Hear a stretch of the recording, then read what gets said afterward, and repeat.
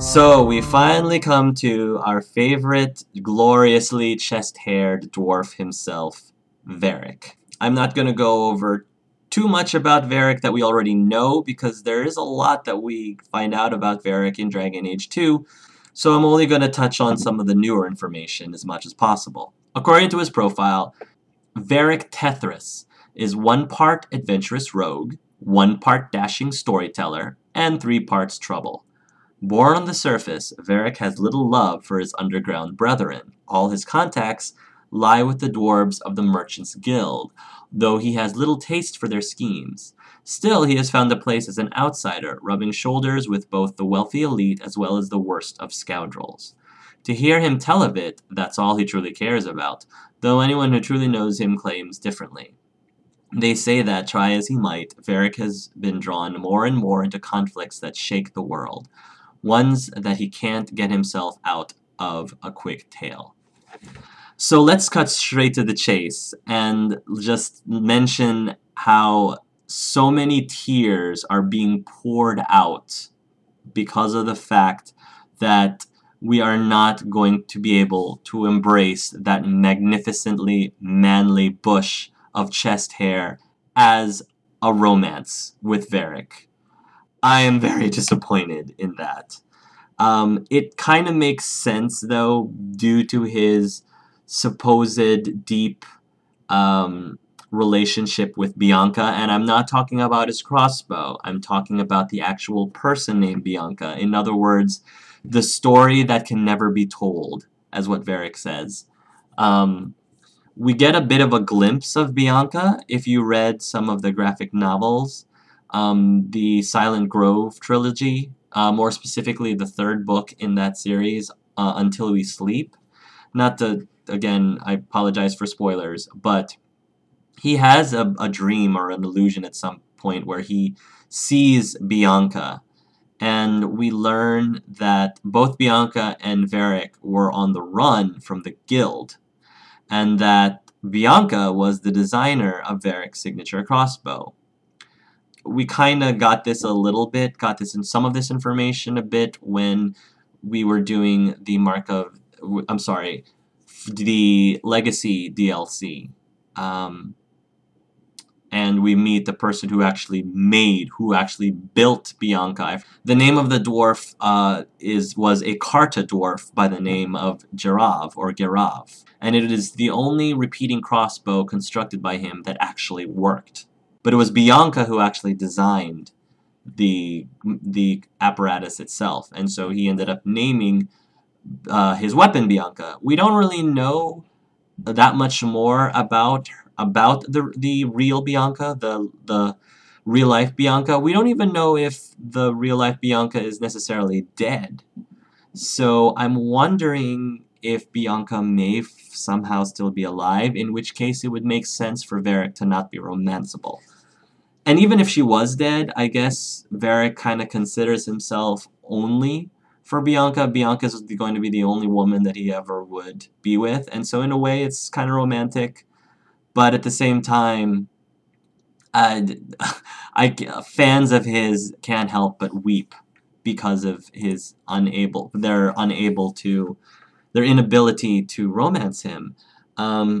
I guess one of my biggest complaints about the romances overall is that once again, 3rd time in a row, we don't have a romanceable option that happens to be a dwarf. All of our romances are humans, elves. Heck, we got ourselves a Qunari. We have a romanceable Qunari, and yet we have yet to have a romanceable dwarf, male or female, regardless of their racial or gender preferences. We don't have a dwarf as a romance. So I was kind of hoping that we would be able to get that with Varric or some other NPC character maybe, but it doesn't look like we're going to. I personally think that Dragon Age has been dropping the ball on that, because there just has not been enough equal representation with dwarf romances. I mean, come on, give us some dwarf love here. One of the things that I am very curious in seeing in Dragon Age Inquisition is what role, if any,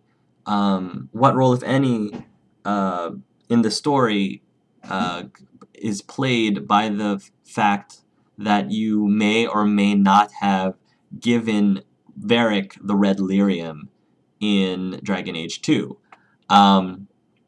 I normally don't give him the red lyrium during that one instance when, if you remember, he went to go find Bartran, save Bartran, who had been twisted, had been corrupted by the red lyrium. And normally, during my playthroughs, I don't give it to him. But it just so happens that in the Dragon Age 2 LP that I did, I purposely did give it to him because I wanted to see if that had any effect in Inquisition. Does the red lyrium actually corrupt Varric in some way? And if so, how? And how extreme is it? I would hate to see him getting brainwashed or turning evil, but I just wanted to see what would happen, because I feel like many players don't let him have the red lyrium. So we'll see what happens with that.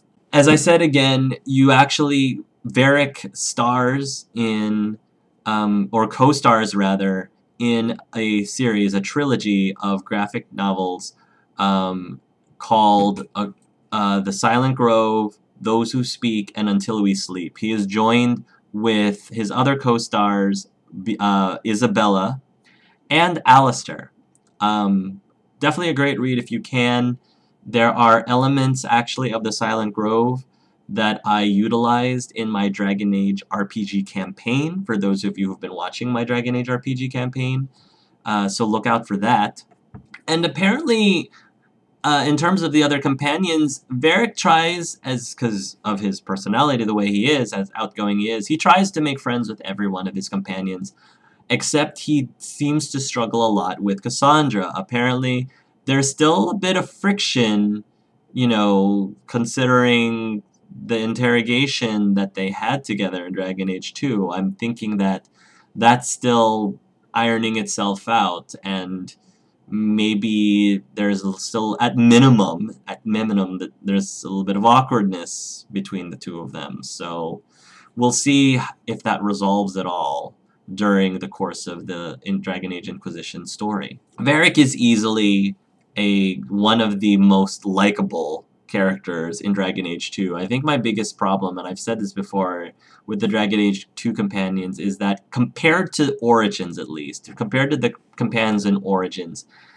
there were so many characters in my party that I just had a hard time liking, because the writers tried so hard to make them interesting and make them as, you know, give them some internal conflict and drama, but I think they overdid it to the point that they lost likability.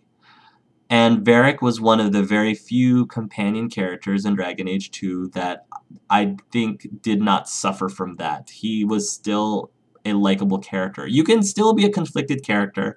You can still be a character that is full of drama and still be likable. And I think that the writers didn't do that great of a job, in my opinion, in Dragon Age 2. Hopefully they'll do a better job in Inquisition, and it's looking like they are, after reading a lot of the descriptions and going over, again, analyzing all of these character profiles as we go through this exercise. I'm wondering if Varric is going to continue making nicknames for each of his companions, because he pretty much had a nickname for every single one of the companions in Dragon Age 2, so I'm hoping they're going to bring that back. I'm dying to find out some of the nicknames he's going to come up with the other PCs, including my Inquisitor. I hope he's not going to do something lame with Hawk. He's like, oh, you're just Hawk. I don't have a nickname for you. I'm like, come on, give me something. Give me something, Varric. So hopefully he'll pleasantly surprise me in that respect. I'll be happy if he just refers to me as Waffles. I mean, that's fine. Waffles or Chuckles. Either will do, sure. But that's reserved for Hawk, so probably not. He'll have to come up with something else.